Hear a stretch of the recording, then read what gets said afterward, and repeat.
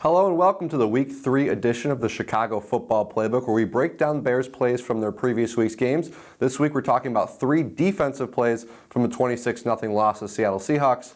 I assume you guys don't really want to see anything from that Bears offense again. I will say we're going to start with a positive play for the Bears, the pass rush. A focus on the pass rush and pass coverage working together. This was first quarter. Jarvis Jenkins' second sack came on the third down play, held the Seahawks to a field goal after that long trick play punt return by Richard Sherman. Right now you're looking at an image of what the Seahawks and Bears looked like pre-snap. This is a Bears nickel formation you should be used to right now. Jarvis Jenkins, 96, the only defensive lineman on the field. Pernell McPhee rushing on the inside, Allen and Houston on the outside. Sheriff Manis represents that the Bears are in their nickels. Take a look at what the Seahawks route combinations were. They had the rookie Tyler Lockett running a crossing route, Jermaine Kearse and Doug Baldwin kind of running layered post patterns towards the end zone. On this side of the field, you had Jimmy Graham going towards the right pylon, and then Fred Jackson out to the flat. And the Bears were able to pick this up. They had Allen Ball with Kearse, McManus with Baldwin. Christian Jones picked up the crossing pattern of Tyler Lockett. Shea McClellan actually backed up into coverage, so he was in this vicinity here where Russell Wilson might have wanted to throw the ball. Adrian Amos had his eyes in this vicinity, knowing that Antrell Roll was with Jackson and Kyle Fuller with Jimmy Graham. And as you can look at right now, that coverage was pretty tight.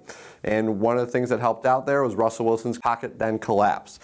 It all comes from the inside pressure, something that Jarvis Jenkins talked about with us, from McPhee and Jenkins up the middle, Houston and Allen on the outside, and this final image shows that Russell Wilson was not able to get outside the pocket, something he likes to do. Jenkins and McPhee pushed up. He tried to escape, but Jenkins was quick enough to bring Wilson down for a sack, and again held the Seahawks to a field goal. This is what the Bears want, pass rush, pass coverage working together, and it did so for the most part in the first half on Sunday.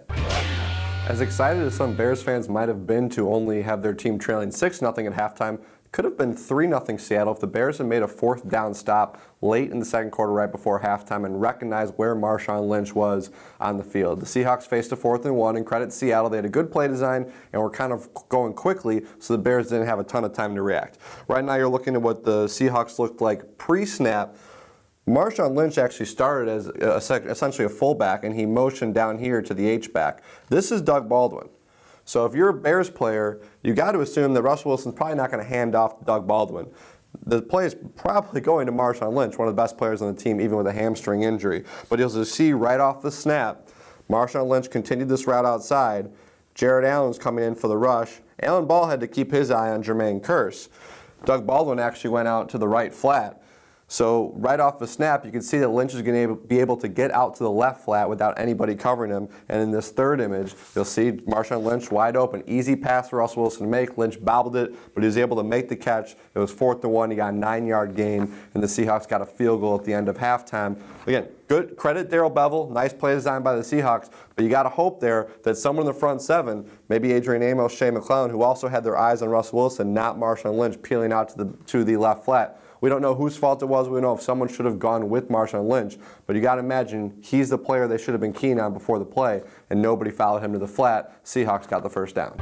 We conclude this week's Chicago Football Playbook with the play that put the game away for the Seattle Seahawks, depending on when you think it was all over for the Bears. This was Jimmy Graham's touchdown in the third quarter that gave the Seahawks a 20-0 lead. You're taking a look right now at the Bears and Seahawks before the snap. We actually saw a dime package from the Bears on this third down play. Tracy Porter and Brock Vereen were on the field with 3 guys rushing: Shea McClellan, Pernell McPhee, Lamar Houston, and Jarvis Jenkins.